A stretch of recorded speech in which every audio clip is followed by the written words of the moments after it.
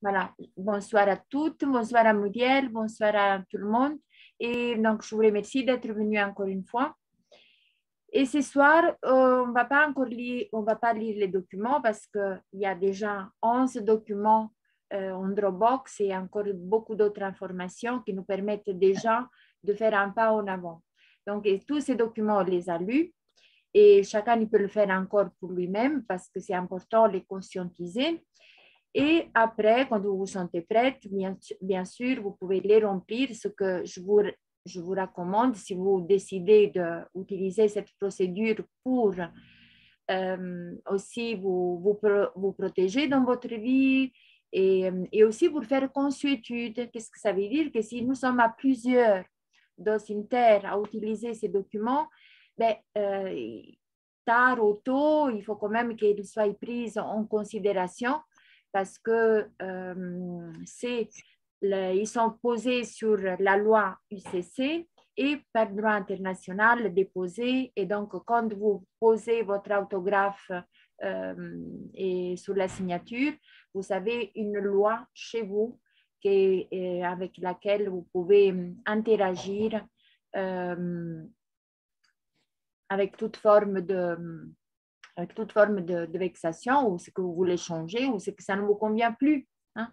Donc, dans les détails, on peut, si vous avez des questions, après, vous pouvez vous arranger avec la main, vous pouvez lever la main à tour de rôle, on peut poser des questions. Et ce soir, on va rester, je vais le dire à Daniel, quand il va venir, on va essayer de rester jusqu'à 9 heures parce qu'il y a encore deux Zooms. Et j'aimerais aller dans le Zoom avec Barbara Banco, parce que Barbara Banco, c'est la dame en Italie qui a réussi avec beaucoup d'autres, à mettre le faux gouvernement ou la corporation commerciale en mise en déshonneur.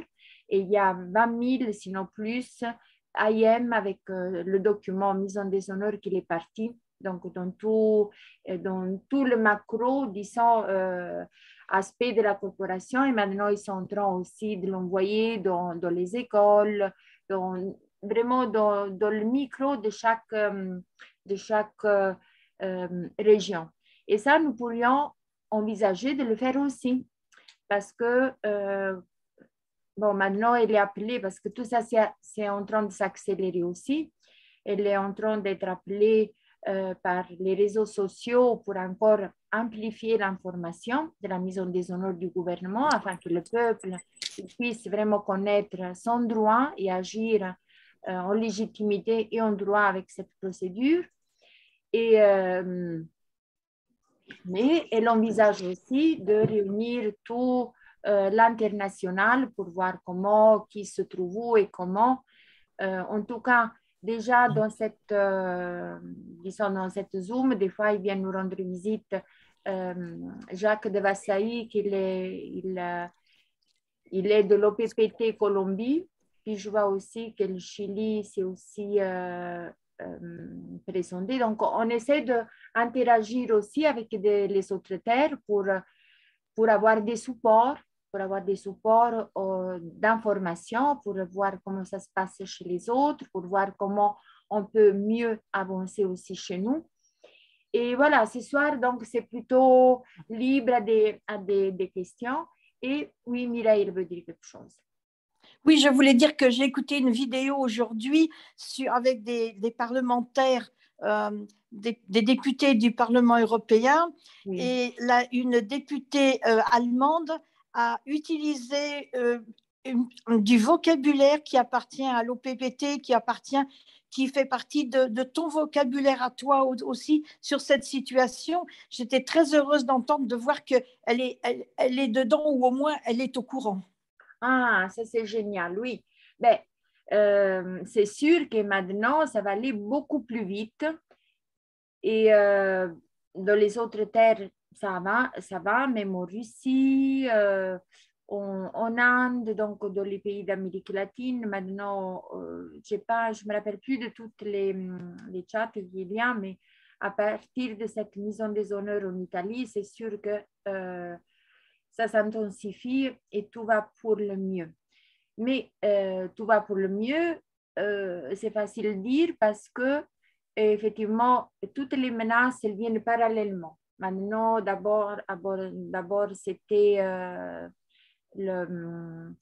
maintenant, c'est arrivé donc avec la menace aux enfants, aux adolescents, les emplois, elles sont menacés. Et oui, et là, c'est global, là, ce n'est pas seulement une seule terre, mais ça va en même temps un peu partout. Et la procédure, c'est la même, donc essayer de nous défendre avec les documents. Si maintenant, vraiment, ça a un impact, ça a un impact. Sinon, qu'est-ce que ça veut dire? Ça veut dire qu'une partie vraiment du système, il va continuer à fonctionner comme il fonctionne déjà. Ça veut dire de la complète illégalité parce que de toute façon, cette loi, elle a été déposée. Beaucoup, on n'est plus donc dans des corporations commerciales, surtout nous que nous n'avons pas, nous n'avons pas subi, nous n'avons pas donné le consentement à rentrer dans une autre corporation parce que accepter d'avoir un vaccin, c'est donner le consentement de rentrer dans une autre corporation. C'est ça en définitive.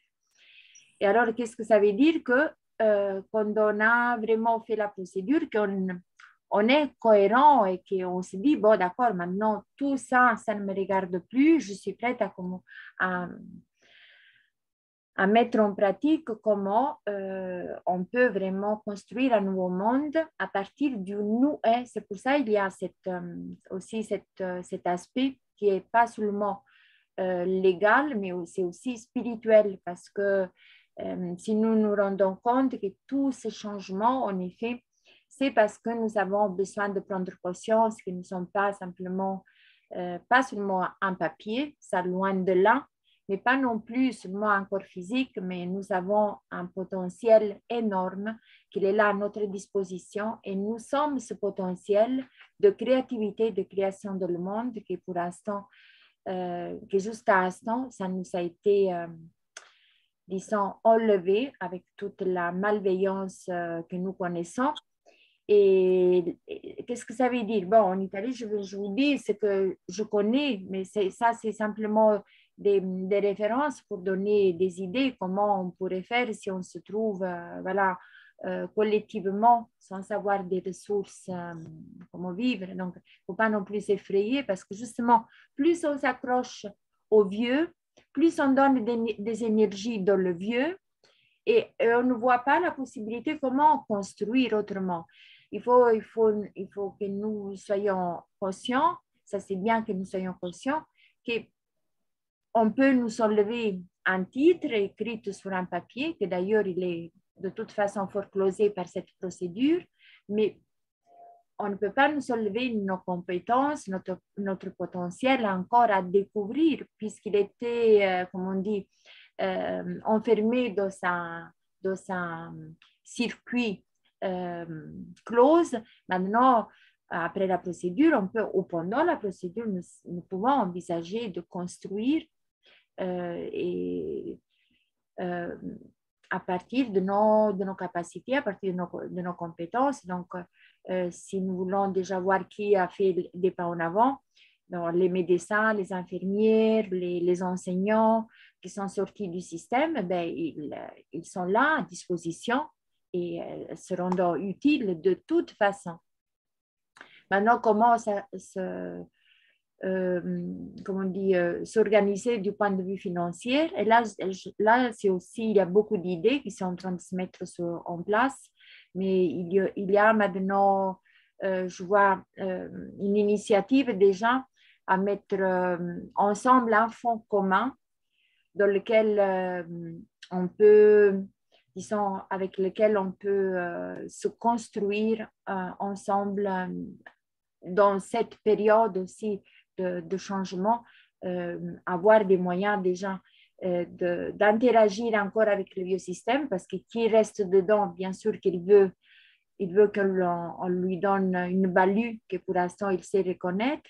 Mais nous avons encore cette value si nous l'enlevons des banques, déjà parce que nous savons très bien que le système financier, il est foreclosé et qu'effectivement, il se tient encore debout, mais c'est un fantôme légal auquel justement il faudrait plus accrocher et changer à partir de ses propres initiatives, d'autres possibilités. J'ai entendu aussi en Belgique qu'il y a la possibilité, ils sont en train de s'organiser comment vivre aussi sans argent. Pour l'instant, nous ne savons pas encore comment en pratique ça peut se faire, mais je crois qu'on va y arriver pas après pas, que tout ce qui est là dehors, qui est comment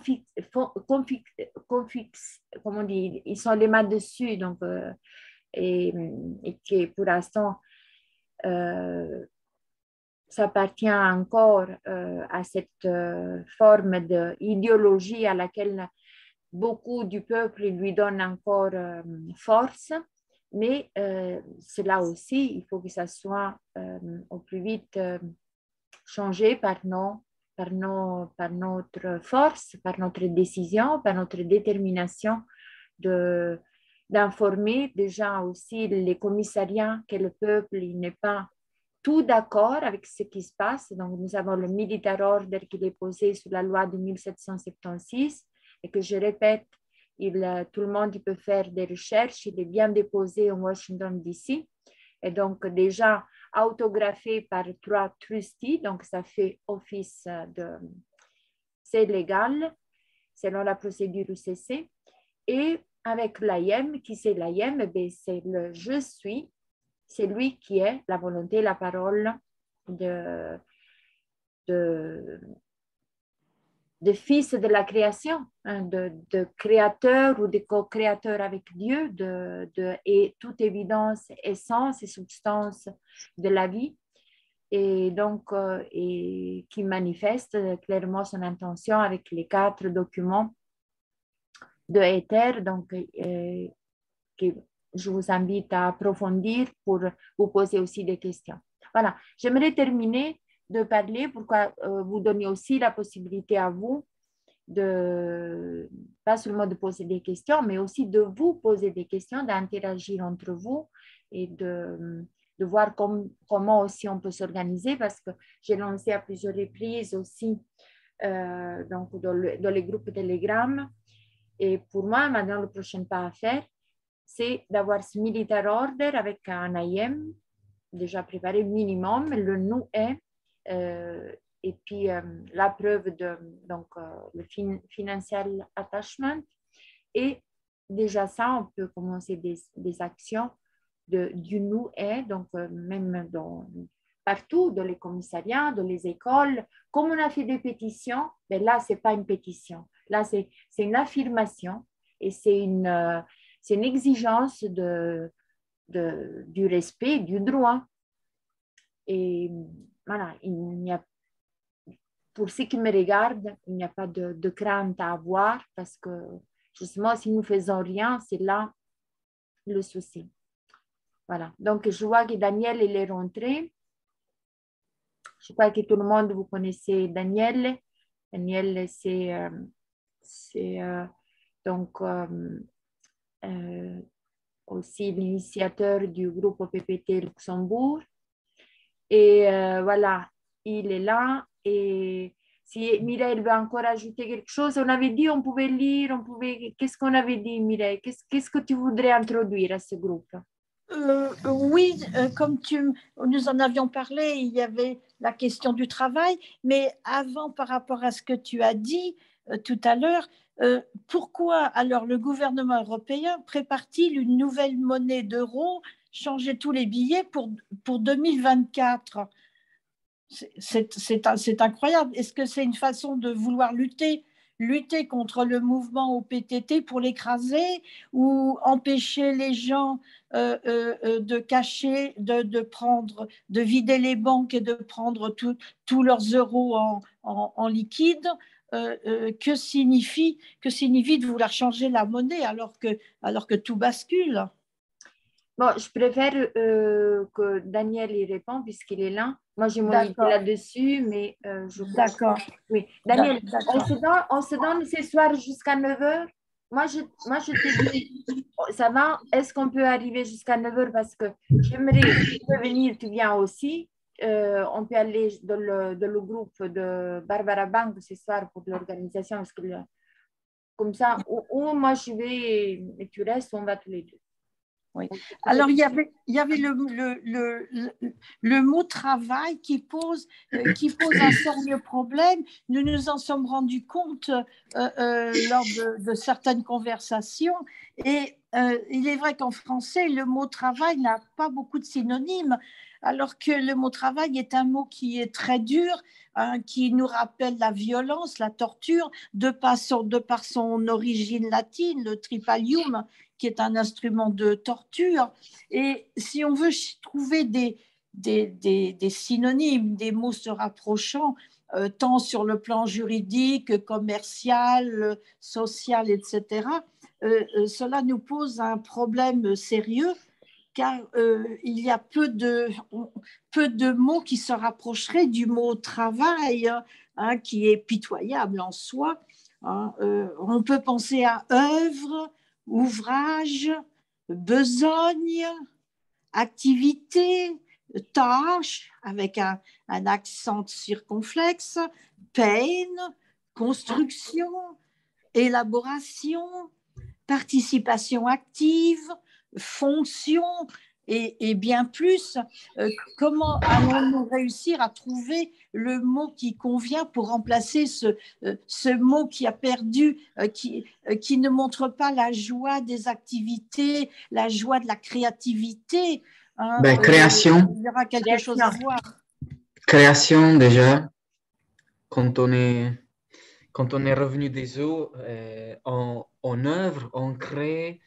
Bien sûr qu'on élabore des matières premières pour qu'elles deviennent quelque chose de fruible. Donc, prestation, je vois aussi activité professionnelle, pourquoi pas. On active, on élabore, on améliore des choses. Donc, je dirais création, œuvrage, euh, prestation, honoraire, honoraire de prestation. Je sais pas. Activité dynamique. On va devenir créatif, de toute façon. Mais c'est surtout le faire comme verbe faire Mhm. qui fait la différence entre quelqu'un qui travaille et quelqu'un qui fait, qui activement met sa créativité en action. Mais effectivement, ça serait bien que nous puissions faire aussi pour les nouveaux une recherche de tous les mots qui sont un peu qui sont à changer et on va vous la proposer comme ça. On aura notre cerveau il commence à enclencher avec d'autres formes d'expression. Oui, parce que j'ai regardé en anglais aussi, on n'a pas tout à fait le même problème en anglais, le problème est très fort en français. J'ai regardé aussi en espagnol, il y a beaucoup de mots synonymes, enfin qui se rapprochent. La difficulté me paraît être surtout en langue française. Enfin, je parle de quelques langues que je connais. Hein. Je ne sais pas pour le chinois, le japonais, etc. Oui, c'est sur les langues néo-latines, Mireille, le Oui, problème. oui, En oui, oui. anglais, il y a job and work. Work, c'est ce que tu ferais a priori, même Oui, il y si a tu n'avais pas de labor. contrat. Job, Il c'est y a... ce que tu es obligé d'aller faire pour pouvoir survivre. Oui. Donc, c'est un peu ça, entre job et work, ils Oui, ont mais déjà fait la job, distinction. c'est populaire, ce n'est pas un mot classique. Oui, mais je veux dire, job, ça implique une contrainte de quelque chose que tu fais parce que tu es obligé pour amener le pain à la maison. Work, c'est quelque chose sur lequel tu t'appliques Job, spontanément. c'est le gagne-pain, job. Gagne-pain, oui. Hein, Gagne-pain. ce Et n'est work, pas travail. et work, c'est quelque chose d'un peu plus noble Oui, comme signification. il y a labor aussi en anglais. Ben, Hein? labor, c'est le labor, c'est l'activité principale de l'esclave, de la Oui, servitude. Donc, tout à fait, tout à fait. l'italien dit lavoro, travail, tu le traduis en italien avec lavoro, qui dérive de labor.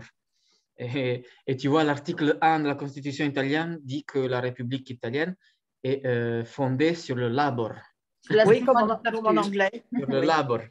Et ce n'est pas quelque chose de brillant quand on le voit dans son champ étymologique. Daniel, Mireille a posé aussi la question de l'argent. Tu as une idée là-dessus? Effectivement, je ne suis pas très au courant de ce projet pour 2024. Est-ce que tu sais si ça va être une version crypto-monnaie ou si ça va être juste une nouvelle monnaie? Ce sont des nouveaux billets parce qu'ils veulent faire oublier les grands auteurs, pas de billets de Pasteur, du Petit Prince ou autre chose, montrer plutôt seulement des présentations d'architecture, des dessins, mais rien de ce qui est la preuve de notre histoire. On veut éliminer la partie historique. D'accord, mais le problème, ça va être juste un changement graphique. C'est pas qu'ils vont remplacer l'euro par une autre monnaie avec un autre taux de change, etc. Ça va être juste... Oui, mais c'est quand même très cher de changer toute la monnaie. Pourquoi le faire dans cette période de crise? Il y a quelque chose. Ils le font, je crois que c'est périodiquement programmé. Bien sûr qu'il y a des plans de leur agenda global qui s'entassent dans le même dessin, mais il n'y a pas une raison spécifique liée à l'OPPT pour laquelle ils doivent refaire la graphique. C'est quelque chose de, je pense, de rituellement déjà programmé de la création. Oui, d'accord. Est-ce que cela va supprimer définitivement la monnaie actuelle ou ce sera lentement, progressivement, sans l'annuler? Parce que de par la situation actuelle, beaucoup de gens prennent de l'argent de la banque pour garder en sécurité. Non, je pense qu'il va y avoir un moment où les deux dessins, les deux graphismes vont être simultanément sur le marché jusqu'à ce que graduellement tous les anciens dessins vont être remplacés. Peut-être il va y avoir une sorte de traçabilité pour éviter la fraude des faux billets sur les nouveaux qui vont avoir, je sais pas, un code ou des hologrammes graphiques un peu plus sophistiqués, moins reproducibles par des... Daniel, je voulais te dire parce que tu n'étais pas encore là, donc j'ai vu un projet en Italie. Maintenant, je ne sais pas s'il est forcément attaché au PPT, mais de toute façon, il disait tous qui maintenant ils sont menacés par la perte de l'emploi. Donc, ils sont déjà, il y en a beaucoup déjà qui sont perdus l'emploi.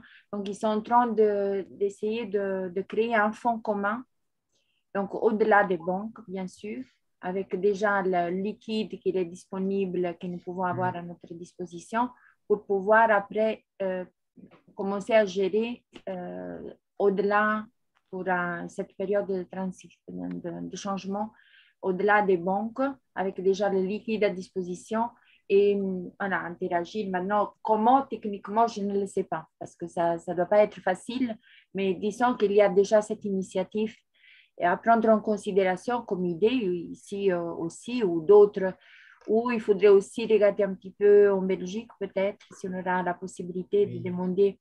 Parce que il y a toujours des monnaies locales qui se créent.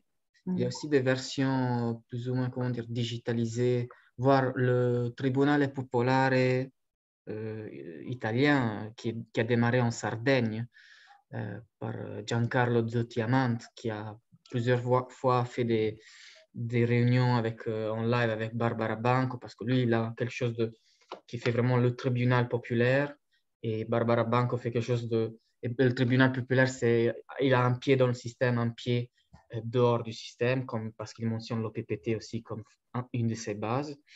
Mais eux, dans leur système, ils ont conçu aussi le système économique souverain, où il y a une certaine monnaie qu'ils appellent le dîme, qui correspondrait au travail que chacun fait pour la communauté souveraine, que ce soit une prestation intellectuelle ou une prestation, un ouvrage un peu plus physique ou disponibilité de temps pour faire arranger les choses. Donc, il y a une sorte de crédit qu'ils cumulent et donc qui s'appelle dîme. Et c'est quelque chose de très intéressant parce que c'est quelque chose de totalement déjà alternatif qui déjà fonctionne dans certains circuits. Et de toute façon, rien n'empêche de faire dans chaque réalité. Il existe déjà en dehors des systèmes de souveraineté le PPT, etc. Il existe déjà des petites communautés qui créent leur propre monnaie pour faire face à leurs besoins. Et c'est des projets qui ne durent pas longtemps. Voir toutes les crypto-monnaies qui se font dans cette période, qui sont source d'intérêt pour les investisseurs du marché financier aussi, c'est quelque chose qui se fait et qui permettrait à des communautés d'avoir, au moins pour une courte période, leur propre autonomie, le temps de sortir du marasme, quoi.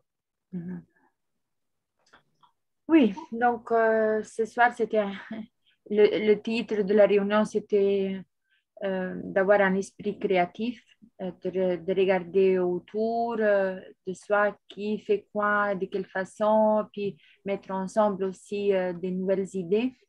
Et parce que il y a un exemple, non? Oui. Tu as vu l'exemple, non? Aussi récemment dans les groupes OPPT, etc. Il y a des gens qui disent transport solidaire pour accompagner les enfants à l'école. Tous les enfants en Italie qui n'ont plus le droit de monter sur le bus. Oui. Parce qu'ils n'ont pas le super Green Pass. Donc, c'est une version qui dit n'est plus valable le test certifié. Il faut juste soit le vaccin, soit le certificat de guérison. Et alors, il y a des parents dans chaque quartier qui s'organisent pour mettre les voitures en commun et faire moins de trajets possible, mais amener tous les enfants du quartier à l'école, prendre les réservations via un réseau qui se crée. Et je pense qu'il faut être créatif aussi pour créer des réseaux qui n'ont pas besoin d'Internet, qui n'ont pas besoin d'un bout du système pour pouvoir fonctionner.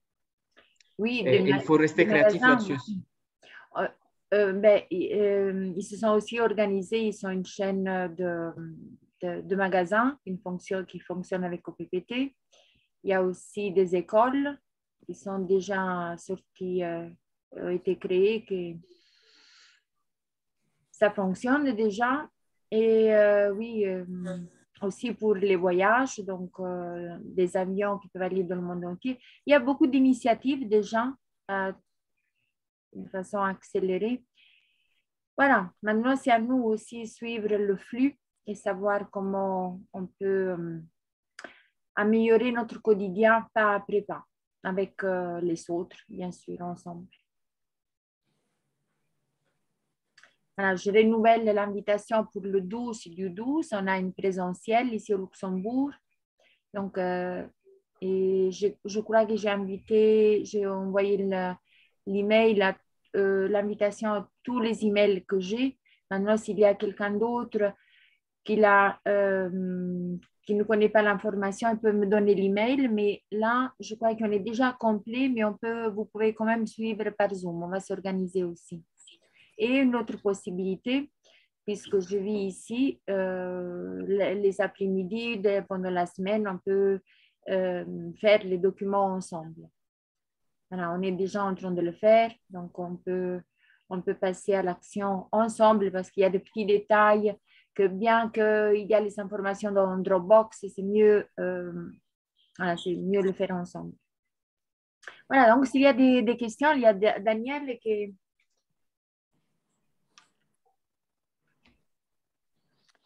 Alors, j'ai une petite question. Oui. Je ne sais pas si elle est bonne, mais j'ai réfléchi. Souvent, cette idée m'est venue. Est-ce que les gens qui ont des biens immobiliers et autres ne vont pas avoir peur que cela va ressembler au communisme qui fait peur? Quels sont les arguments pour répondre à ces gens-là? Que le PPT va ressembler au communisme? Oui, parce qu'il y a une question de partage, de redistribution, etc.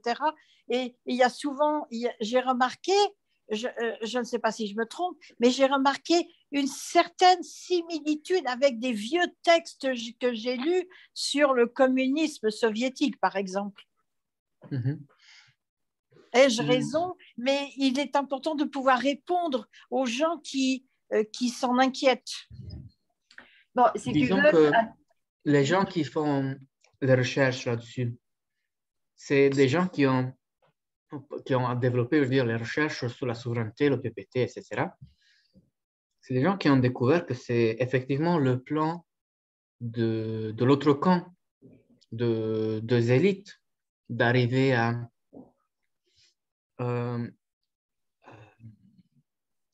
annuler la propriété privée. The Great Reset, Klaus Schwab, etc. Tout comme le projet de Inclusive Capitalism, que vous pouvez taper sur Google et voir de quoi s'agit-il, vise, mené par les familles Rothschild, etc., donc mené par tous les Bilderberg, les membres du Bilderberg, etc., vise à annuler la propriété privée et faire en sorte que dans 2030, par exemple, le motto, le slogan phare, c'est « Tu ne posséderas rien et tu n'auras jamais été plus heureux que ça ». Parce que, en gros, leur dessein, c'est tu vas habiter dans une maison qui n'est plus à toi parce que tu es surendetté, donc tu as dû la donner à plein titre à la banque qui agit par le compte du Vatican. Et tu vas déclarer au propriétaire de ta maison, qui est la banque, à quelle heure tu en as besoin pour dormir dedans, pour qu'il puisse te garantir certains horaires de jouissance exclusive. Et dans les heures où tu travailles, où tu es ailleurs, tu fais tout ça, elle se prend la liberté de le louer à d'autres et de tirer profit à toutes les heures de la journée, dès que possible, de tous les coins possibles. Ça, c'est leur projet, ce n'est pas l'OPPT. L'OPPT, il dit, tu ne peux pas te perdre à combattre, enfin, ou même toutes sortes de parcours d'opposition, de résistance.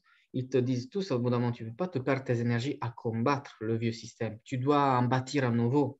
Pour en bâtir un nouveau système, tu dois montrer au vieux que tu n'as plus besoin de lui, que tu es autonome. Et donc, il ne s'agit pas de renoncer à tous vos biens, faisant une secte, mettons tous ensemble et faisant comme les communistes. Non, il s'agit de créer de manière, rester créatif, rester libre et souverain, mais trouver la meilleure alternative qui puisse faire en sorte qu'eux, ils n'ont plus d'emprise sur nous. C'est juste ça. Mais chacun doit rester libre de sa propriété, de disposer de sa propriété privée. Et de toute façon, on est tous gardiens d'un bout de terre parce que dès qu'on est né, on a un certain périmètre de mètres carrés qui nous est confié en tant que gardien. Donc, c'est vrai que la terre ne peut pas être possédée, la mère terre ne peut pas être possédée par ses fils. Mais chaque fils que nous sommes est tenu, s'occuper, entretenir, être gardien d'un bout. Après, il peut rester flexible, donc il peut pas jamais avoir le même bout à s'occuper, mais il ne s'agit pas de mettre les principes du communisme sectaire en avant. Il s'agit de se rappeler que personne ne possède rien et que de toute façon, c'est l'élite qui vise à abolir la propriété privée. Bien sûr, pas pour eux, mais pour le peuple. C'est l'élite mondialiste qui vise à ça. Nous, enfin, je crois qu'on se bat contre ce projet. Et donc, ça vient de la déclaration OPPT 1776, la déclaration d'indépendance des États-Unis. Et les États-Unis sont fondés sur le fait que c'est sacré, à part à la recherche de la liberté, la recherche du bonheur de chacun, c'est vraiment la propriété privée qui est et qui reste sacrée dans cette philosophie. Donc, limite, voilà, on a le problème opposé.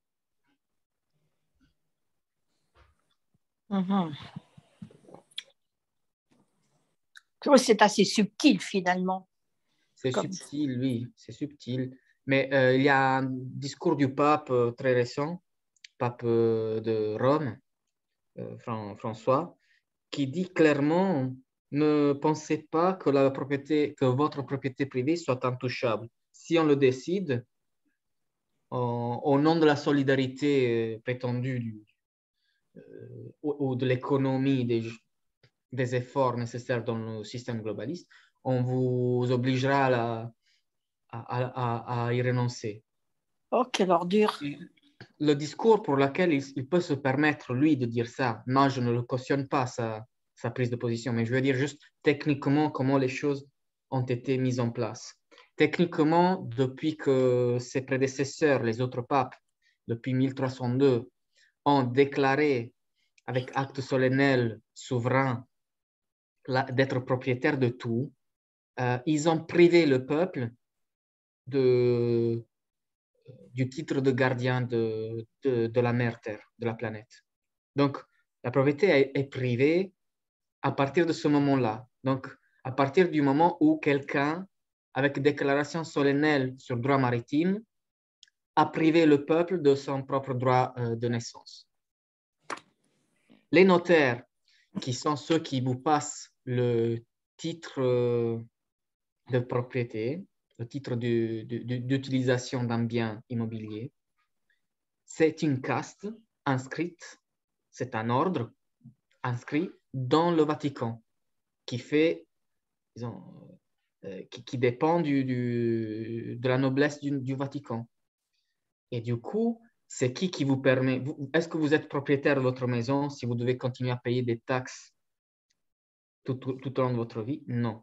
Parce que dès que vous ne payez pas une seule taxe, on vous l'enlève. On vous pose des amendes. Si vous payez toutes les échéances à la banque, mais il vous manque juste la dernière, eh ben, on vous l'enlève aussi. Donc, ce n'est pas à vous, c'est toujours à quelqu'un d'autre. Et ils veulent vous faire habituer, un peu comme ils ont habitué les États depuis les années 30 en avant, à être toujours dans la dette. Et donc, au bout d'un moment, ils vont vous proposer une signature. Puisque tu es toujours dans la dette et de toute façon, il n'y a pas d'espoir que tu t'en sors, signe-moi ici, comme ça, tu resteras propriétaire de rien, libre d'utiliser, suivant certaines conditions, le même bien, mais tu nous laisses à nous le droit de pouvoir capitaliser et l'exploiter d'une autre manière. Et ça, c'est ce qu'il faudra faire attention parce que ça va être une cage dorée, un piège sucré dans lequel il ne faut pas tomber dedans. Voilà. Je voulais juste ajouter, Daniel, si tu permets, je pense qu'il a terminé. Je vais juste dire que, bon, maintenant, nous sommes, nous pensons d'une telle façon, parce que nous sommes habitués, justement, comme Daniel l'a dit, à être en dette. Mais une fois que nous sortons de cette payer partout et être tout le temps, comme on dit, en train de compter en toute vitesse comment gérer aussi, parce que même pour ceux-là qui sont amassés une petite fortune, c'est pas qu'ils sont dehors du système, ils doivent quand même, ils sont quand même obligés de payer. Et donc, il y a toute cette obligation, c'est de voir qu'une fois qu'on on acquiert notre liberté, n'est pas encore plus soumise à cette forme d'esclavage, mais notre vie elle va s'ouvrir sur d'autres formes de fonctionnement pour un bien collectif où il y a plutôt la reconnaissance de la valeur de l'autre.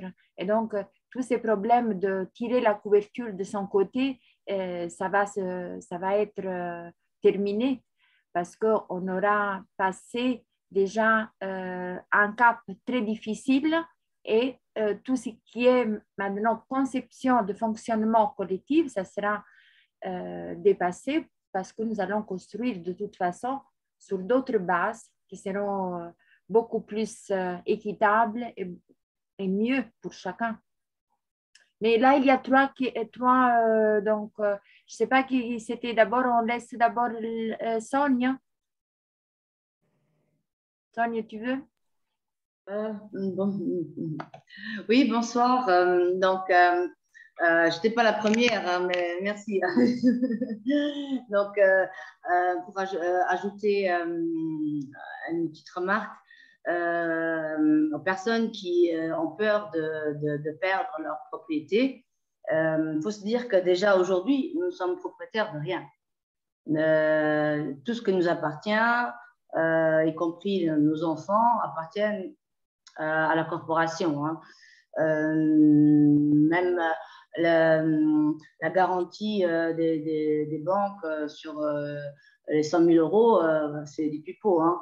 Il faut se dire ça. En cas de faillite, ils peuvent nous prendre ce qu'on a.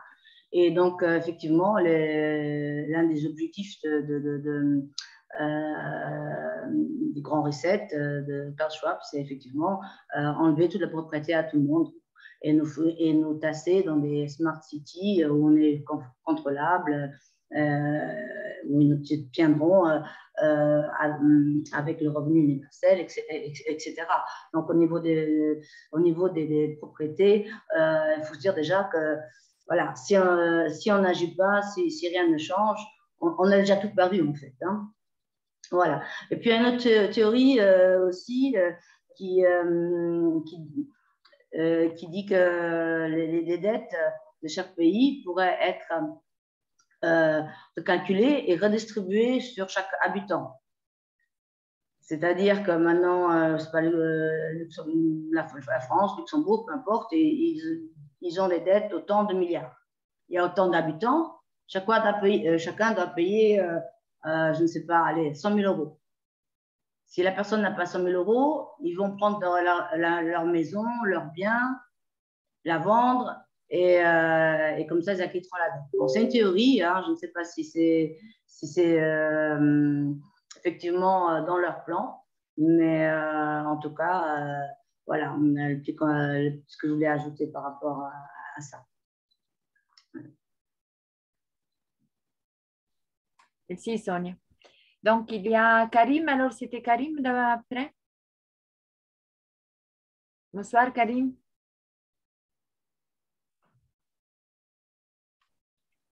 Bon, alors on passe à Jean-Marie, Jean-Marino. Bonsoir. Bonsoir tout le monde. Ciao Gianmarino. Vous m'entendez? Oui, Vous m'entendez? oui, oui. J'ai pris quelques notes. Je vous ai écouté avec attention. Vous connaissez ma position. Moi, je suis dans le absolument objectif. Je regarde tout d'un point de vue absolument objectif. J'ai pris quelques notes et j'ai noté en première phrase, comme une présentation, Dieu dit, apporte tes preuves si tu es véridique. Ça compte pour le pape, ça compte pour les États, ça compte pour tout le monde. Même pour moi. Voilà. Ça veut dire que le mot justification, il prend toute sa valeur ici. Je viens avec le pape, là, de ce que vous avez dit. Aucun argument objectif et aucune évidence objective justifie son affirmation quant à sa propriété de la terre. Il n'y a rien, c'est du pipeau, non? Tout comme les corporations, c'est la même chose, c'est tout du pipeau. Sur un point de vue objectif, hein, je parle.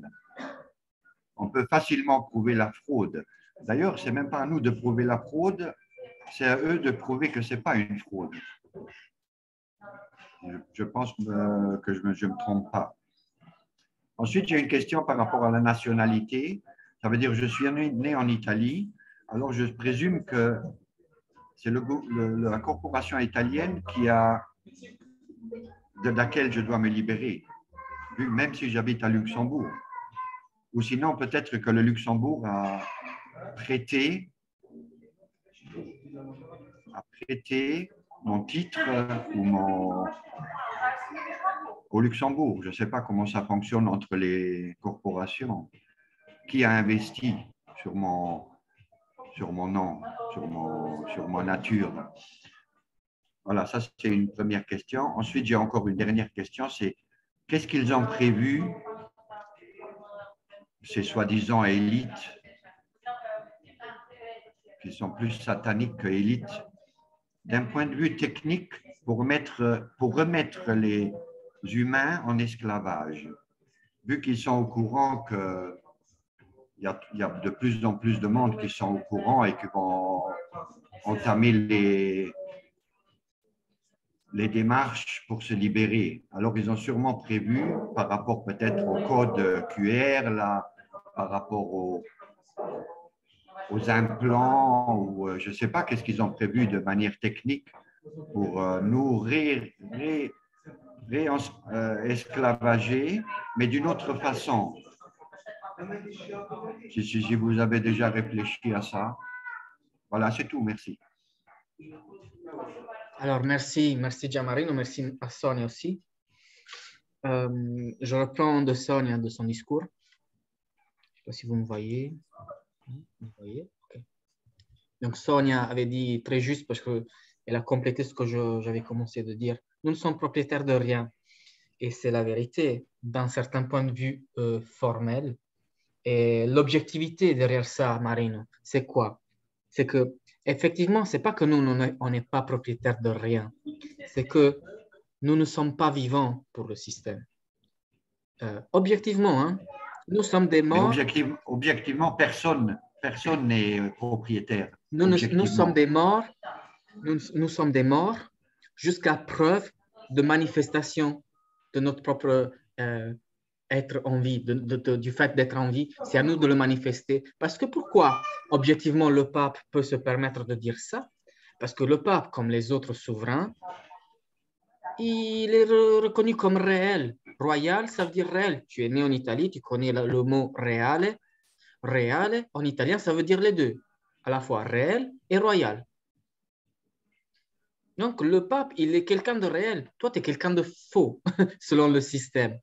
Après, c'est vrai que tu dis dans le concret, tu me vois, je ne suis pas faux. Mais c'est le moment où tu fais, tu me vois, je suis pas faux, je suis réel, je suis un homme en chair et os. Je ne suis pas une maquette de je ne sais pas quoi. Alors là, tu fais collapser tous les scénarios quantiques qui oscillent en même temps et ils collapsent dans cette chose-là. Ils ne peuvent plus nier que tu existes. Mais c'est à toi de faire le pas de te manifester. Et voilà pourquoi ça existe, le I am, toutes ces structures des documents. C'est pour cristalliser quelque chose que tu as en réalité déjà fait dans ton champ quantique, c'est-à-dire te manifester comme vivant et dire, voilà, maintenant, je peux être aussi propriétaire, ou je peux aussi, moi, solennellement déclarer. Personne n'est propriétaire. Même étant vivant, tu n'es pas propriétaire. Mais lui, objectivement, le pape, il n'est pas propriétaire. Lui, étant le seul vivant, c'est lui qui a fait la déclaration en disant « Le déluge universel a tué tout le monde. Moi et mes descendants, nous sommes les seuls vivants. » Et donc, nous, en tant que vivants, nous représentons le Créateur sur Terre et nous pouvons nous octroyer le titre de gardien provisoire de tout ce qu'on retrouve, tout ce qui émerge des eaux, ou tout ce qui est dans l'eau, etc. Donc, c'est un peu ça. Nous ne sommes gardiens de rien. Oui, mais ça, le pape avait déjà dit à plusieurs reprises, ne vous faites pas d'illusions, la propriété privée n'est pas si intouchable que ça. Elle le dit dans un discours juridique, dans un meeting avec des juristes, etc. Donc, c'est pour dire, je vous rappelle comment les choses sont. Et c'est pour le dire, c'est qu'il y a toute une base juridique derrière, de fiction juridique, hein, pas de réalité. Comme tu dis, quand il faut être objectif, mais il faut aussi dire qu'objectivement, eux, ils disent, nous, on ne peut pas savoir si tu es vivant, si tu ne te manifestes pas. Eux, ils découvrent ton corps que sur l'acte de mort. Ils reconnaissent, ah, voilà, le propriétaire de tout ce bien qui n'a pas pu l'utiliser, mais il est mort. Qu'est-ce qu'on fait? Ben, on continue à s'en servir. Seulement sur l'acte de mort, ils font, dans leur fiction, système fictif, reconnaissance du corps. Sinon, oui, mais c'est pas... Oui, mais là où je ne suis pas d'accord, c'est sur le point objectif qu'il n'y a pas la propriété. La propriété, elle n'existe pas sur un point objectif. Parce que la terre, elle appartient à personne. Même si tu es vivant. Tu ne peux pas dire, maintenant, je construis ma maison ici, alors le terrain, il m'appartient. Ce n'est pas comme ça que ça fonctionne. Toi, tu fais usage d'un espace que les autres, ils sont d'accord. Tu ne gênes personne, mais tu n'es pas propriétaire. Dans le droit négatif. Objectivement, non. C'est un accord. C'est un accord que tu fais avec les autres vivants d'utilisation d'une parcelle, mais tu ne seras jamais propriétaire de cette parcelle. Oui. Objectivement, c'est impossible. Il y a une époque historique où, disons à l'âge de pierre ou peu plus tard, où le concept de droit et d'appropriation de certains espaces était maintenu par droit négatif. C'est-à-dire, si tu es assez fort pour chasser les envahisseurs d'autour, alors tu restes légitimement propriétaire de ce château. Les choses ont évolué de manière positive, à la fois dans le domaine qu'on se rattache à la science et on abandonne la morale, mais aussi dans le sens inversé du négatif, comme c'est pas parce que tu es capable de défendre ton endroit que tu es légitimement propriétaire, mais c'est parce que les gens qui habitent autour, plutôt, ils reconnaissent par coutume le fait que ce château t'appartient, donc on ne vient pas te déranger chez toi. Mais effectivement, personne ne possède rien. C'est juste que nous, on se donne l'illusion de devenir propriétaire d'une maison parce qu'on a l'acte d'utilisation. Et cet acte d'utilisation, c'est une concession du notaire qui travaille pour le pape et qui garde pour soi la propriété entendue comme nous, on peut l'entendre nous. C'est lui le propriétaire, c'est nous ceux qui ont été privés de ce titre et c'est lui qui a transformé ce titre en concession via les notaires que dans le monde entier distribuent des titres d'utilisation. Oui, mais ce que moi je veux dire, c'est qu'objectivement, lui, il repose sur rien, son affirmation. Elle repose sur rien, Elle dépose une déclaration en tant qu'homme vivant que tu peux contrer en tant qu'homme vivant si tu as fait un parcours similaire. Ce n'est pas rien, tu vois, quelque chose de signé, avec une procédure solennelle, etc., avec un certain sceau. Ça a un impact énergétique quantique, ésotérique, mais c'est aussi un impact notaril, on va dire. Donc, ce n'est pas rien. Tu dois mentionner que tu ne cautionnes pas Je ne cautionne pas ça. Non, bien sûr. C'est juste pour expliquer comment eux, ils raisonnent dans leur tête pourrie. Mais je ne la cautionne pas. Oui, voilà. Mais il faut comprendre le raisonnement de la contrepartie pour pouvoir jouer dans leur terrain. Mais c'est du mensonge. La propriété d'une terre s'arrête à une certaine profondeur en Europe, alors qu'aux États-Unis, certains sont propriétaires de la terre en surface, donc ont le droit de cultiver ou de construire, et d'autres peuvent être propriétaires de cette même terre, mais en profondeur entre une certaine distance et une autre, ce qui fait que les propriétaires d'un champ sont différents des propriétaires, par exemple, du pétrole qui est en dessous. Ben voilà, ils jouent comme ça. Tu n'as jamais la propriété complète de quelque chose. De toute façon, la propriété, ainsi comme toute forme de réalité à l'extérieur de nous, c'est nous que nous créons ces concepts. Parce que propriété, c'est juste pour dire, voilà, je me sers à un certain moment donné de quelque chose, mais maintenant, nous sommes dans le concept de l'avoir, d'avoir quelque chose parce que justement, on est encore dans un système qui fonctionne avec la séparativité. Donc, chacun, il pense à son bien personnel, si vous voulez, séparé de l'autre. Parce que là, on est habitué à ça. Mais si on enlève tous ces concepts, qu'est-ce qui reste? Mais nous restons, nous, avec nos capacités, avec le pouvoir de créer une réalité, mais pas seulement pour notre propre bien, nous, parce qu'il ne peut pas exister, notre bien ne peut pas être séparé du bien des autres. Donc, automatiquement, nous allons vers une maturité beaucoup plus grande à partir des gens, de tout ce que nous avons d'expérience du passé, pour pouvoir créer un bien-être commun. Donc, il n'y a plus l'idée, voilà, il faut que ça c'est à moi. C'est plutôt, voilà, comment tous nous pouvons vivre en harmonie dans un contexte qui soit bien pour tout le monde. Et alors, bien sûr, si toi, Mireille, tu as certaines exigences parce que ta propre spécificité telle que toi tu es, il te faut un château en Espagne et un autre, comment on dit, une baraque dans une prairie. Ça veut dire que voilà, on va s'arranger comme ça. Ce que moi je voulais dire, c'est que le pape, lui, il se dit représentant de Dieu. Ça, c'est une affirmation. Mais il n'a aucune évidence objective pour pour la soutenir, son affirmation. C'est ça que je veux dire. Elle est très facile à démonter, son affirmation. Il a Vraiment, l'appui d'un point de vue des objectif. foules. Il a l'appui des foules Non, qui il sont a, dans oui, cet égrégore et qui, de manière positive, dans le sens qu'il n'a pas besoin, lui, de défendre une affirmation, tant qu'il y a plein de gens qui la confirment autour, il peut s'en servir de cette confirmation de l'entourage. Mais bon, Ok, bon. je remercie Philomène parce qu'elle nous porte l'attention sur le fait que ce n'est pas tout maintenant le avoir qui a quoi, mais qui est, et plutôt que c'est le verbe être qui doit nous guider. Mais Ok. malgré ça, je tiens quand même à dire que la propriété, entendue comme une certaine série de critères, fait partie des droits fondamentaux de l'homme. Et quels sont ces critères? C'est la jouissance, l'use et l'abuse exclusif dans certains endroits, mais surtout entendu pas comme quelque chose qu'on tire aux autres, dont on prive les autres, mais c'est le fruit de son propre travail. Si je fais moi brique sur brique toute ma maison, c'est le fruit de mon travail. Et ce n'est pas quelqu'un d'autre d'en profiter de son repère. voilà. Donc, c'est un peu ça le discours.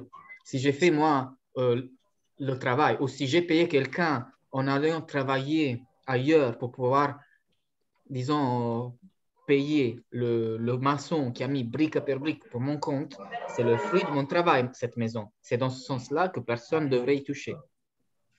Parce que j'ai Trois un droit participants ont levé la exclusif. main, c'est vrai. Donc maintenant, ça serait plutôt à Karim.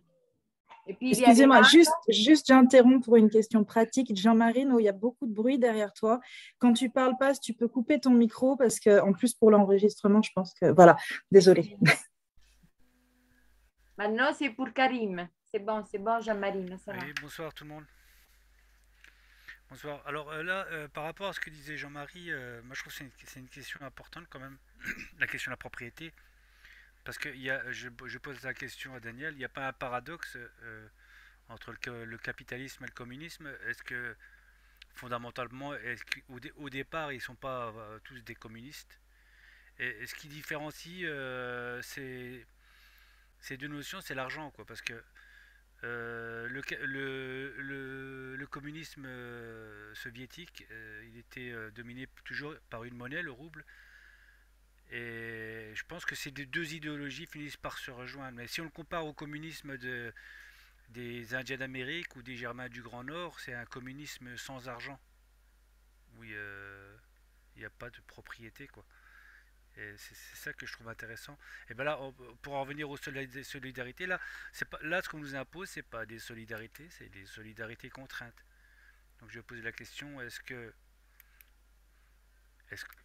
qu'on peut faire de la solidarité sans avoir à la rendre contraignante?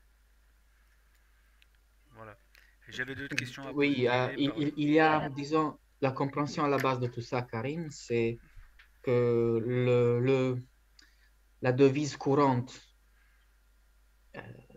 par excellence, disons, en soi, c'est l'énergie que tu échanges. Donc, ce que tu peux mettre une contrainte là-dessus, ben, disons que cela va de soi. Dans une communauté, on le voit si tu es impliqué, si tu es investi et impliqué dedans. Et plus tu es impliqué, plus tu seras, tu auras un retour d'énergie ou de ressources, quoi que ce soit le type d'échange qu'on s'établit ensemble.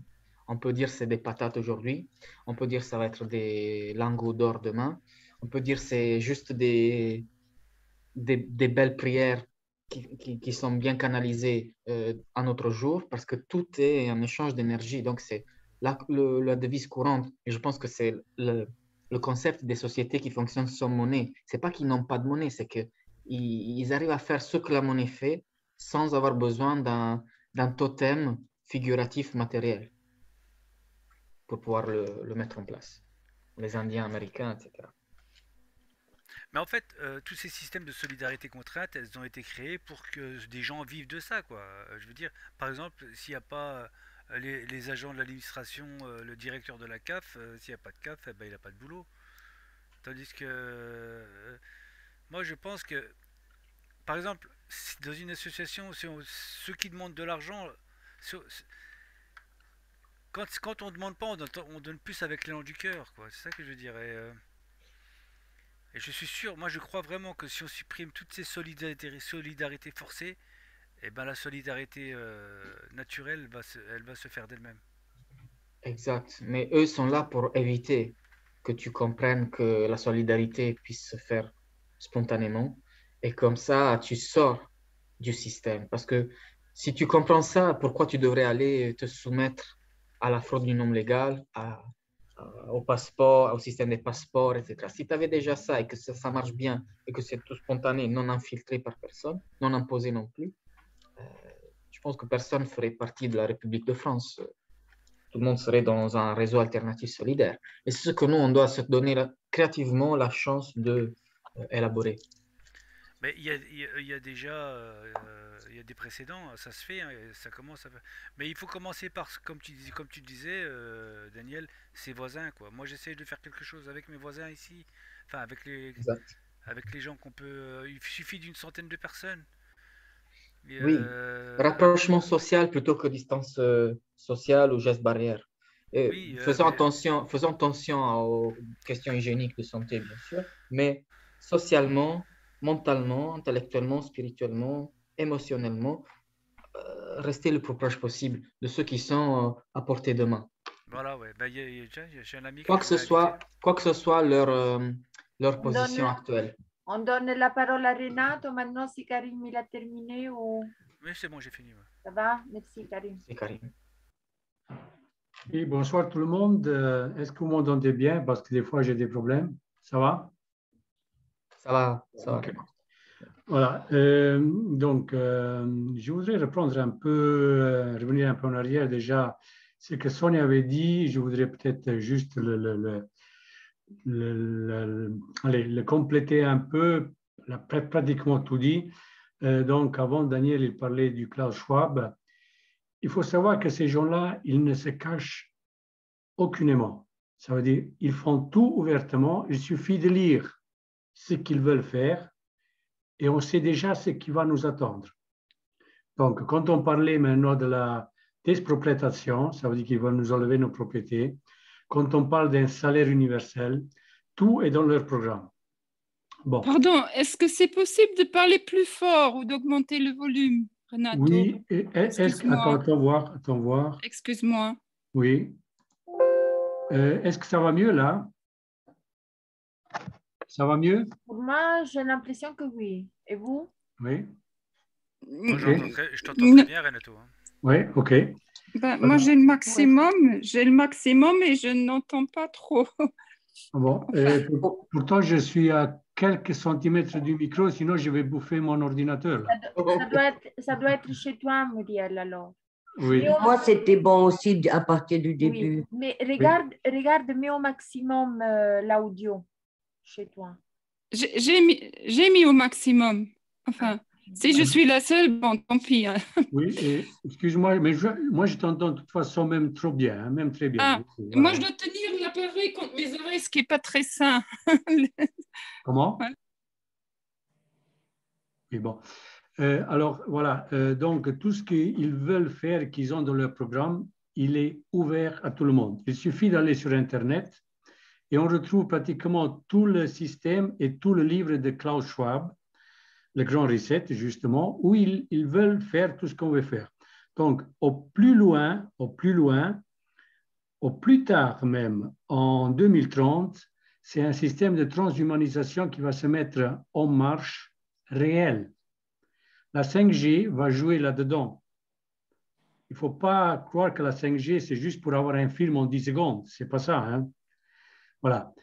Puis, je voulais revenir à ce que Mireille disait avant, pour la propriété.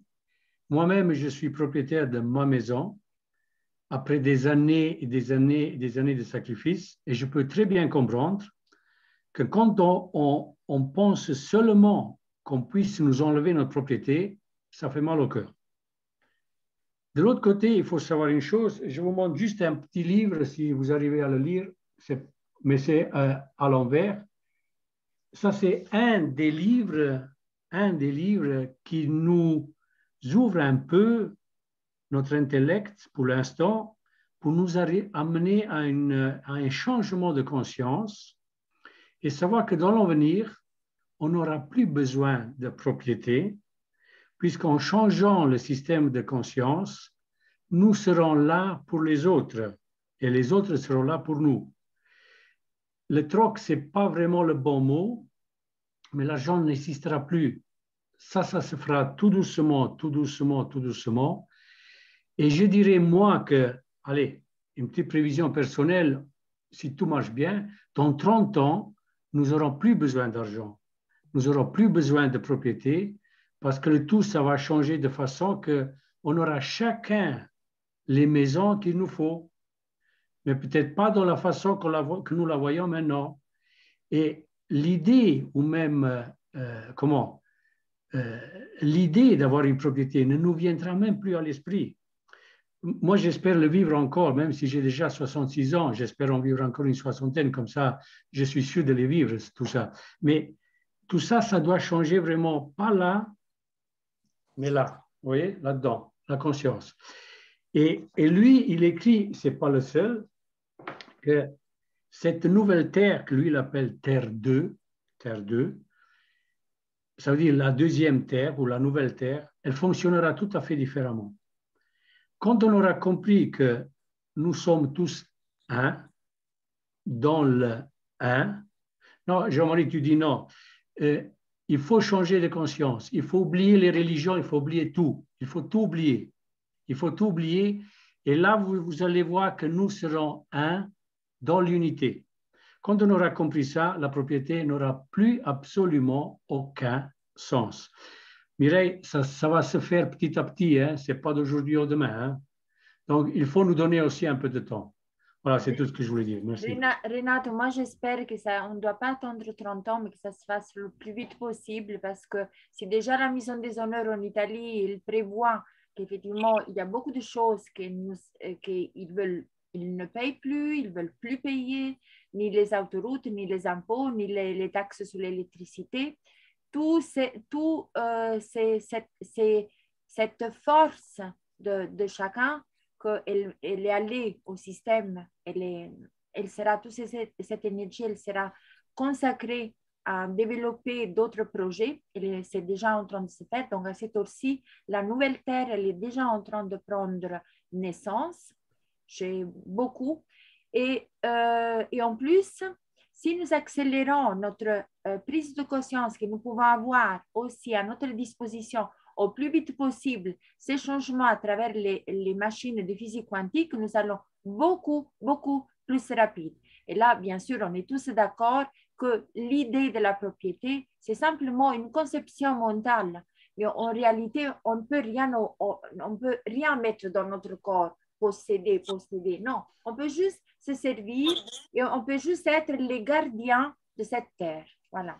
Et chacun, il aura, bien sûr, là, il y aura des solutions pour chacun. Je peux donner mon opinion? Bien. Vas-y. Je peux donner mon opinion? Vas-y, Jean-Marie. C'est vraiment mal connaître ceux qui sont en train d'installer tout cela. Vous croyez vraiment qu'ils font ça pour notre bien? C'est vraiment naïf de penser ça. Hein? C'est Klaus Schwab et tous ses alliés. Il y en a environ 3-5 000 de ces malades. Pour moi, c'est des malades. C'est ça que j'ai dit, Jean-Marie. Je suis complètement contre ce système-là qui veut nous transhumaniser. Alors là, peut-être je me suis mal exprimé, mais c'est justement ça. Mais même avec la Terre 2. Mais la Terre 2, ce n'est pas la Terre qu'eux, ils veulent faire. La Terre 2, c'est une Terre qui est complètement différente dans le sens que on va changer de conscience. Une fois qu'on change de conscience, tout ça, ça ne peut pas être possible. Ça peut pas être possible. Conscience de quoi? On sera conscient de quoi? Mais la conscience que nous, on est ici seulement sur un passage. La conscience que si moi je regarde à moi-même... C'est une croyance. Non. Attention. C'est une croyance. Il faut pas vraiment tout mélanger maintenant. Il faut pas... Alors, quand je parle de conscience, je parle de quelque chose de plus élevé. Je parle de quelque chose de plus élevé. On va passer dans une autre dimension, donc la conscience, elle va être différente. Il y aura d'autres vibrations. Et à ce moment-là, on pense, même l'intellect, il sera différent. Même l'intellect, il sera différent. Non, la vérité, si je peux intervenir, gentlemen. Donc, une chose. Oui. Je veux juste dire, vous avez le clavier d'un piano devant vous. Et je vous demande la note de La, de me toucher le La, ok? Vous avez une octave grave et vous avez plusieurs octaves plus aiguës vers la droite, à votre droite. Vous voyez ce que je veux dire? Donc, est-ce que si je vous demande un reset, est-ce que je vous demande quelque chose de forcément grave à la Klaus Schwab? Ou est-ce qu'il existe des options sur d'autres octaves? Bien sûr que la Terre 2, du peu que j'ai pu comprendre, ça parle aussi d'un reset de conscience. Et le livre de Schwab, du World Economic Forum, il parle aussi du reset. Et chacun essaie de la vendre comme la meilleure des options. Mais il y a, dans chaque notion conceptuelle, il y a une version, il y a dans l'octave basse, grave, et il y a une notion dans l'octave aiguë. Donc, ce que Renato essaie de dire, c'est que ce n'est pas forcément via la transhumanisation qu'on peut se sentir connecté comme la ville de Seattle dans le Silicon Valley l'a déjà mise en place. Parce que c'est là que le Meta, Facebook, etc., ils ont déjà fait. Ce n'est pas grâce à ça. Il y a aussi la version plus avancée d'Internet qui est le champ morphogénétique, voire les publications scientifiques de Sheldrake, par exemple, qui expliquent que les espèces animales, ils ont déjà une sorte de version 1000 fois plus puissante que Internet, mais naturelle, qui permet de transmettre les informations utiles à la sauvegarde de l'espèce. Et donc, je crois que Renato fait, le livre que Renato nous a montré fait allusion à ça, dans le sens que tu vas, via la conscience, via l'application scientifique du champ morphogénétique, ben, tu vas être un avec ce qui est nécessaire. Et disons que le problème, ce n'est pas trop posséder ou ne pas posséder, parce que si c'était pour Schwab, tu ne dois rien du tout posséder. Le discours, c'est ce qui est nocif, ce n'est pas la possession, c'est l'accumulation au-delà de ce que tu peux vraiment faire marcher.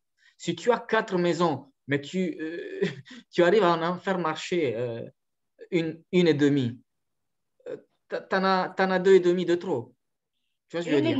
Et c'est les choses de trop, le cumul, qui, par exemple, le cumul de toxines dans le corps, le cumul de nourriture dans l'estomac, le cumul de poubelles dans les bords de la rue, c'est le cumul qui fait la toxicité. Ce n'est pas la matière cumulée en soi.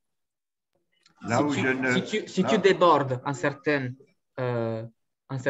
pourcentage de cumulation, ben, tu es dans le débordage, tu es dans la toxicité. Et donc, reset, oui, pas de propriété, oui, mais quand même, le strict nécessaire à chacun, tu le gardes à partir du corps, l'intégrité du corps, à partir de l'espace vital autour de toi, à partir d'un certain nombre de mètres carrés de vivabilité pour assurer une certaine autonomie.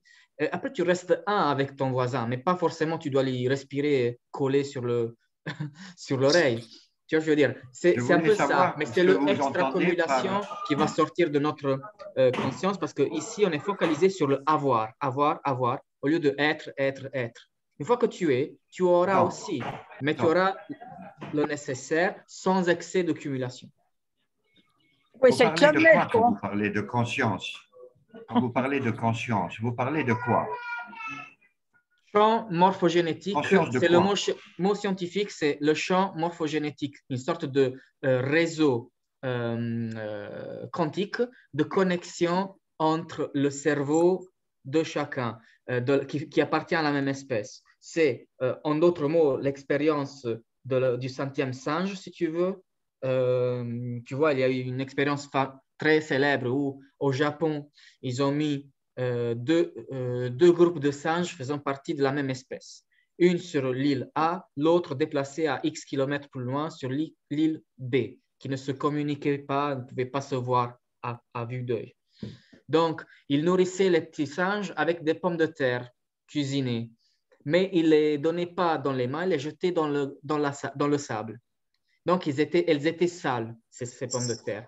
Pas très agréables, mais ils les mangeaient quand même. Mais puisqu'ils étaient sur la plage, sur l'île A, un petit singe a eu l'idée de se débarrasser de cette gêne, de se rapprocher de la mer, laver la pomme de terre sale dans l'eau, la manger après et profiter mieux de cette chose. Donc, il a acquis une information utile à mieux profiter de la vie. Bien sûr que les autres copains qui étaient là, qui l'ont vu, ne se sont pas forcément connectés au champ morphogénétique. Ils l'ont vu par imitation et ils ont commencé eux aussi à faire la même chose, à découvrir que c'était bon. Quand le 5e singe de l'île A fait la même chose, dans l'île B, en masse, tout le groupe, ou 90% du groupe, a fait dans la même minute, a eu cette illumination et allait laver les pommes de terre. Donc, c'est un peu ça le champ morphogénétique de la conscience. Mais attention, parce qu'il n'y a pas de conscience sans information. Ça veut dire que l'information, elle est infiniment plus importante que la conscience. La conscience, c'est un outil. C'est un outil. C'est un outil. C'est comme si tu prends ton ordinateur.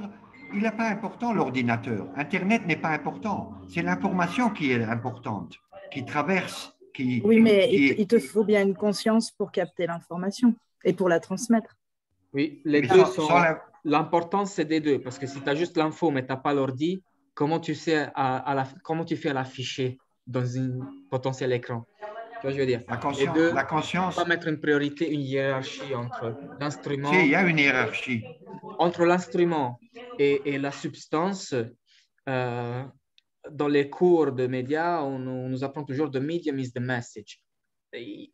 On a l'impression qu'il y a une hiérarchie, mais en fait, un module l'autre. C'est faux. C'est faux. Le médium n'est pas le message. C'est complètement faux. C'est complètement faux. Les sociologues ont dit... Mais je m'en fous. Je m'en fous des sociologues. Bien que ça puisse paraître bizarre, ils ont fait toute une certaine dissertation philosophique pour pouvoir la résumer dans cette phrase qui ressemble à oxymore, pour te dire qu'effectivement, le message est aussi dans la forme, parce que l'information est dans la surface de tout objet. L'information vibrationnelle d'une pomme ou d'une orange, elle n'est pas à l'intérieur, elle dérive de la surface de la peau. C'est elle qui propage des ondes. Donc, l'information, c'est la structure géométrique formée par les ondes qui se propagent dans l'éther et qui est reliée par d'autres choses. Ça, c'est l'information. L'information n'a pas besoin du médium. Le médium a besoin de l'information. Tu comprends la différence? Ça, c'est important. Mais en quoi l'information est utile si l'information n'est pas une entité avec des besoins. L'information, c'est une des choses les plus neutres qui puissent exister. Le médium, c'est quelqu'un de subjectif qui a besoin de l'information et malgré tous les efforts pour rester objectif, il a son instrument qui est le médium lui-même, subjectivise l'interprétation d'un certain pourcentage. S'il a fait un bon travail sur soi-même, le pourcentage sera très minimal et ça restera beaucoup plus objectif. S'il n'a pas fait de travail sur soi-même, ce médium, ce sera très subjectif, cette interprétation. Mais donc, on ne veut pas maintenant débattre sur qui est important, qui n'est pas important. Si tu as une information, sache que tu as une information neutre. Après, comment la garder neutre dans la diffusion, c'est le vrai challenge. Comme le concept du reset. Moi, je parlais de la conscience. C'est pour ça que j'ai... D'accord. Mais tu vois, l'information, même en sciences quantiques, c'est quelque chose relié à la surface de la forme d'un certain objet. C'est vraiment quand tu vas sortir du vocabulaire, du parler quotidien, tu vas dans le vocabulaire scientifique, l'information, c'est quelque chose qui est l'onde propagée par la surface d'un objet. Bon, alors, moi, je vous propose... on s'était donné ce soir jusqu'à 9h. S'il y a encore quelques petites questions, encore quelques... Giovanna, tu volevi chiedere qualcosa? Oui, tu voulais demander. Si, seulement pour comprendre. Au début, tu avais dit que le vaccin si on met la signature, hein, on accepte faire partie de la corporation, ou comment je devais comprendre? On donne les droits d'auteur, on donne à la pharmaceutique les droits d'auteur sur ton génome qui appartient à leur brevet après. Une fois que tu te fais injecter quelque chose qui modifie, parce que l'ADN est listé comme une des choses non brevetables parce que c'est le fruit de la nature. Mais quand le fruit de la nature est modifié à partir d'un certain pourcentage, alors il devient brevetable. Et ça te permet de modifier au-delà du pourcentage, disons, mentionné. Et ça permet à la maison pharmaceutique avec laquelle tu signes le contrat de rester propriétaire, dépositaire et souveraine de cette chose qui ne t'appartient plus. Donc, c'est comme s'ils vont toucher des royalties, des droits d'auteur, des commissions de propriété, des taxes de propriété sur cette chose. Donc, c'est comme si toutes sortes de valeurs actives que tu produis, de salaire, etc., permet à eux d'avoir un certain pourcentage à retoucher, et aussi toutes sortes de décisions que tu vas prendre vont être soumises à leur aval. Ok, donc il y a encore 3 participants qui ont levé la main. Il y a Muriel. Gianmarino, tu voulais encore dire quelque chose? Non? Alors, si tu peux baisser la main comme ça. Ok, merci. Puis il y a Muriel et Renato.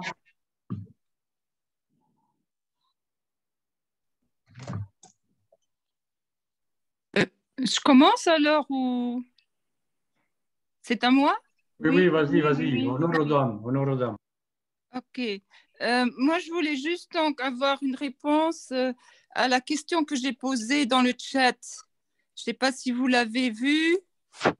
Donc, je voulais savoir ce que nous discutons donc avec l'OPPT et donc avec la fraude aussi du non légal, si ça concerne tous les pays du monde, donc aussi ceux qui ne sont pas de culture au départ chrétienne et donc comme les pays asiatiques ou bien les pays musulmans, et puisqu'il s'agit aussi là du pape et tout ça. Donc ça, je voulais une petite clarification. Quand on mentionne, merci pour la question, quand on mentionne le Vatican, on ne mentionne pas l'ordre spécifique de l'Église catholique ou la branche catholique et tout le reste. Qui a fondé le Vatican? C'est l'ordre des jésuites. Et les jésuites, avec le christianisme, ont très peu à voir. Donc, voir les jésuites, ils gouvernent le monde des religions et de l'économie et de l'esclavagisme, etc. A priori, c'est quelque chose qui est à cheval entre le monde juif et arabique aussi. Donc voilà, c'est le Vatican entendu comme la noblesse noire derrière la commission, derrière la façade de religion chrétienne.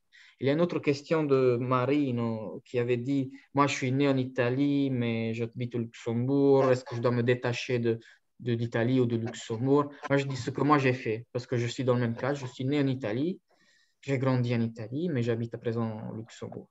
Pour l'instant, je n'ai pas encore écrit au Luxembourg. Je me suis occupé de notifier aux agences pseudo-institutionnelles qui se sont occupées dès le départ de mon acte de naissance et de l'ambassade italienne au Luxembourg. Ça, je l'ai fait. Mais je compte quand même intégrer pour info, parce que c'est toujours cordial de propager l'info aussi aux autres départements, de le passer aussi au Luxembourg, sachant que bien que chaque ministre, chaque institution au Luxembourg a un email officiel qui dit @eta.lu, etc., l'email au Luxembourg n'a pas encore dignité de communication légale, que je sache. Et dans les pays francophones en général, ça ne passe pas. La communauté de OPPT Italie dit Legal Mail peut fonctionner. Mais moi, je n'ai pas retrouvé un article dans leur texte qui le certifie. Donc, ici, ce qui fonctionne certainement de toute manière, c'est la lettre recommandée avec accusé de réception écrite à l'ancienne. Oui, parce que je me suis renseignée aujourd'hui chez Aruba. Ils vont encore me contacter. Mais il paraît que même chez Aruba, tout ce qu'ils s'envoie à l'étranger, ce n'est pas reconnu comme… Exact. Voilà. Mais bon, il peut y avoir legal mail ou d'autres choses. Mais Oui. je vous le dis, Oui. une lettre recommandée. Il faudrait peut-être investir un peu d'encre, un peu de papier, un peu de frais d'envoi pour les tampons spécifiques d'une lettre recommandée. Mais c'est avec ça qu'on pourra procéder. Mais je crois une chose, que si on fait des démarches individuellement pour des vexations qui nous concernent à chacun de nous, mais si on fait des actions collectives, on n'a pas de legal mail, mais on envoie avec un proton mail tout ensemble. Ça reste un support. De toute Voilà. façon, la legal mail, ça permet quand même à nous de garder un accusé de réception. Quoique, Voilà. même si eux ne le reconnaissent pas, au moins nous, on a une preuve de notre côté et on sait à qui on a communiqué. Mais avec l'augmentation de la conscience collective qui fait les démarches, après la preuve, ça sera l'effet. Voilà. Oui, je sais que quand même, il y a des options. Les pays francophones sont en train d'implémenter quelque chose de similaire à la courrier électronique certifié. C'est juste que chez eux, il y a une certaine, je ne me rappelle plus quelle est la société qui prédige ça, mais tu ne peux pas créer un account dans leur société. Tu dois juste payer une sorte d'abonnement à cette société et à chaque email que tu envoies et tu les mets en copie, eux, après, avec une étude légale, leur bureau légal, ils vont imprimer l'email, la protocoler avec l'équivalent d'un acte notarial, je pense, et garder et la faire valoir légalement au cas où tu en as besoin.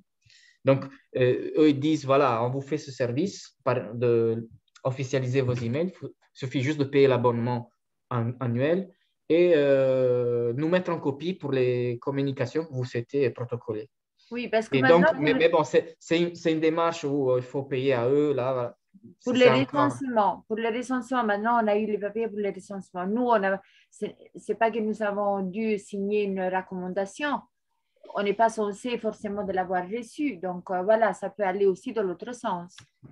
OK, il y a Renato qui veut poser une question. Oui, juste avant de nous quitter, on parlait justement avant, Daniel donc mentionnait plus tard avoir aussi des systèmes de communication autres que ce qu'on connaît aujourd'hui et comme ça. Je suis encore étonné avec les enregistrements que nous faisons parce que nous parlons assez ouvertement de tout, que la chaîne n'a pas été encore bloquée. Parce qu'il y a beaucoup de monde en parlant du va on et des va un et qui ont été déjà abolis et annulés comme ça. Donc, et nous sommes dans une égrégore complètement positive, ou de plus en plus positif. Donc, pourquoi? J'espère que ça va, mais on pourrait à la limite prévoir, je n'ai pas de connaissances là-dedans, de passer sur des autres systèmes. Dans le cas où… on va y arriver techniquement aussi. Oui, voilà. Pas préparé, Renato. J'étais juste, parce qu'on en parlait justement un peu avant. On attend tes compétences techniques. Non, mais justement, je connais plutôt le hardware que pas le software, tu vois. Je suis plutôt dans ce sens-là. Oui, Samantha, oui. On est encore discret, mais bon, effectivement. Mais écoute, ça va. Pas après pas, on avance dans la bonne direction. OK, puis il y a Véronique. Oui, bonjour. Ciao Véronique. Daniel, je me posais la question. Il y a beaucoup de gens qui font des faux en termes de vaccination pour pouvoir continuer à travailler. Donc là, j'ai rencontré une dame aujourd'hui, elle n'avait pas le choix, quoi. Et quand tu parles effectivement de la façon dont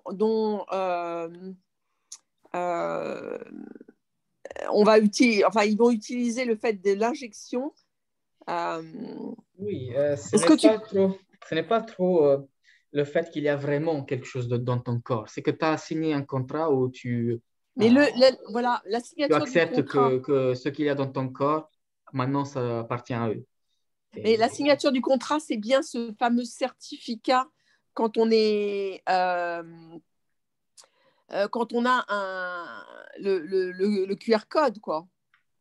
Oui. Est-ce que, puisque ça, c'est finalement un produit international, puisqu'on sait qu'il va y en avoir 8 là. Du coup, le fait de...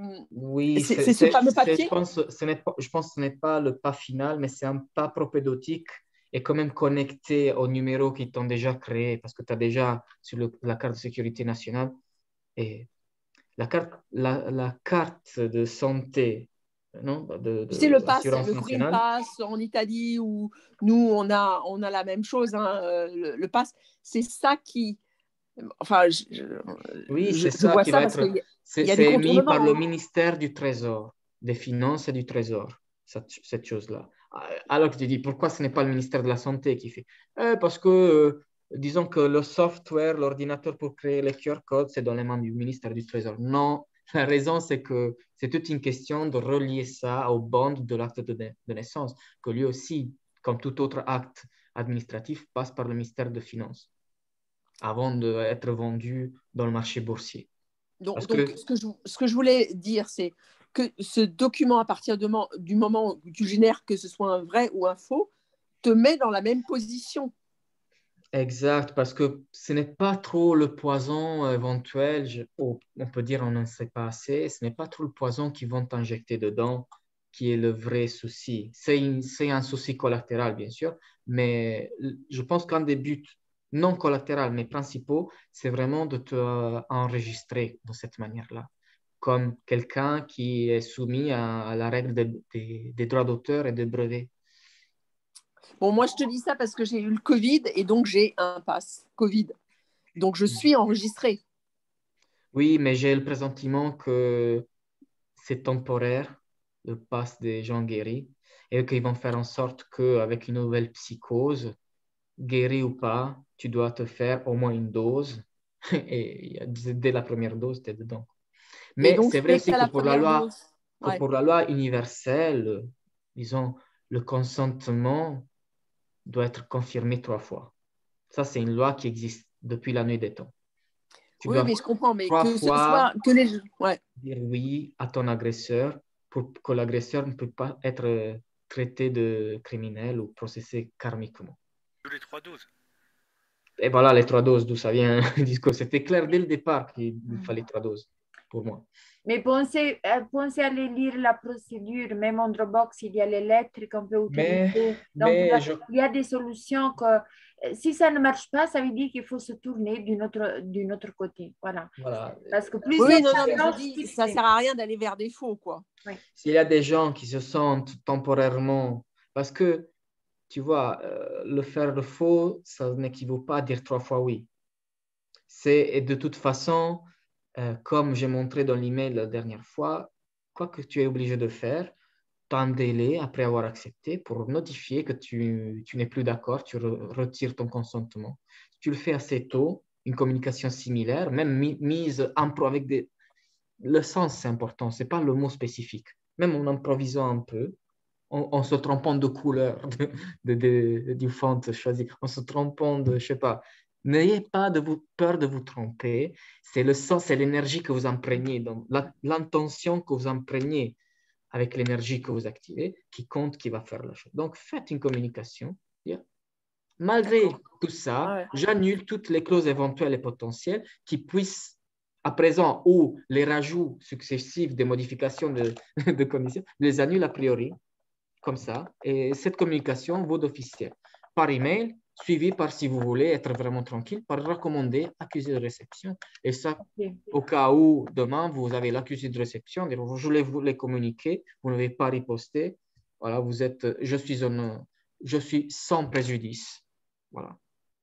D'accord. Est-ce que je peux poser une dernière question? Vas-y, Samantha. Véronique. Ah non, c'est Véronique, pardon. Oui, c'est pas grave. Écoutez, je voulais savoir s'il y a d'autres Français qui viennent au Luxembourg. Ah, ça, je ne sais pas. Dans le groupe. Tu disais que tu venais avec Farid, c'est ça? Farid est malade. Donc, du coup, je voulais savoir s'il y avait d'autres Français qui partaient éventuellement de Paris. Et si... Karim, sinon... Samantha, elle est trop loin, non, de toi. Non, Samantha m'a dit qu'elle n'était pas dispo, mais je ne sais pas, là, dans le groupe, s'il y en a d'autres. Tu parles de moi, là?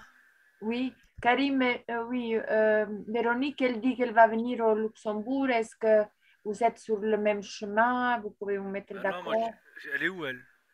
À Paris? Moi, je viens de Paris. Je viens de venir de Paris en voiture. Ben non, mais moi, je suis à la frontière belge. Je suis de la petite pointe qui rentre dans la Belgique. Il y avait Yann, il y a Yann dans le groupe. Récemment, il n'est plus venu. Oui. Peut-être on peut le contacter. Ou et Jean-Hervé aussi. Jean-Hervé. Oui. Je voudrais lire un des commentaires de Sonia, donc, qui nous rappelle, suite à l'intervention de Renate. Moi, je voulais fermer, Daniel. Parce Elle nous dit juste, voilà, on peut parler de injection expérimentale au lieu de l'autre mot. Oui, Disons, le prestigieux, le prodigieux sérum génique expérimental. Daniel, regarde, j'ai mis le link. Est-ce que tu veux le copier? Tu as envie de venir ou non? Oui, j'ai envie de venir. Tu l'as mis où? Regarde, un peu plus haut. Maintenant, ce soir, c'est avec les termes. Là. Regarde un peu. Tu l'as mis dans le chat ou pas? Oui, je l'ai mis. Dans le chat Zoom? Oui. Ou Telegram? Non, ici, sur le chat Zoom. Tu l'as mis tout au début? Je vois rien. À moitié. Daniel, c'est une question qui me tient à cœur. Est-ce qu'il n'y aura pas d'injection forcée? Ah, je crois qu'ils vont la faire aussi. Ils vont mettre une loi après, lorsqu'il y aura que peu de gens qui ne se sont pas soumis. Comme ça, les effets secondaires de ces gens-là peuvent être couverts par les caisses éventuelles. Je crois qu'ils vont... Dans le sens qu'ils ne vont pas couvrir les effets secondaires des gens qui se sont vaccinés avant que ce soit obligatoire. Mais s'il n'y a que 2%, 3% de la population qui se vaccine après l'obligation, l'autorité, le gouvernement, enfin l'autorité locale, elle sera responsable que des gens qui se vaccinent après l'obligation. Elle ne peut pas devenir rétroactivement responsable, tu vois ce que je veux dire. T'as copié, Daniel, t'as copié? Donc, après l'obligation. Non, je n'ai pas vu Philomène, désolé. Il est là, il est de la... Regarde, monte un peu. Je monte, mais est-ce que tu es sûr de l'avoir envoyé à tout le monde ou à quelqu'un de spécifique? Ah, attends, alors je vais le copier encore une fois. Et assure que le destinataire soit de tout le monde. Copier. Parce que d'après ce que tu me dis, Daniel, j'ai l'impression qu'ils ont, s'il n'y a pas notre consentement, ils ne peuvent pas injecter. Alors, Ok, là je le vois, le lien. Ils ne peuvent pas injecter de toute façon si tu sais te battre avec la loi du consentement. Ouais. Ou si jamais tu arrives à te faire déclarer qu'ils le font contre ton gré, c'est comme si voilà, les effets au moins juridiques sont nuls. Bon, moi j'aimerais maintenant, parce qu'on avait dit jusqu'à 9h. Donc, et quel est le mot de passe ici, Philomène? Mais il n'y en a pas, Daniel. Je pense qu'il faut juste dire libre. Si tu as des problèmes, je te l'envoie sur Messenger, ça va? Ça roule. Et donc, qu'est-ce que je voulais vous dire? Bien sûr que les enfants sont menacés à l'école, on le sait très bien. Parallèlement, tous les emplois. Moi, je vois simplement la solution qu'il faut réunir nos forces, être compact et agir, diffuser et en même temps agir et faire ce qu'il y a à faire avec la procédure ou je ne sais pas les mots que vous voulez y mettre, mais bon, tout est déjà fait. Et comme ça, moi, je vois la possibilité de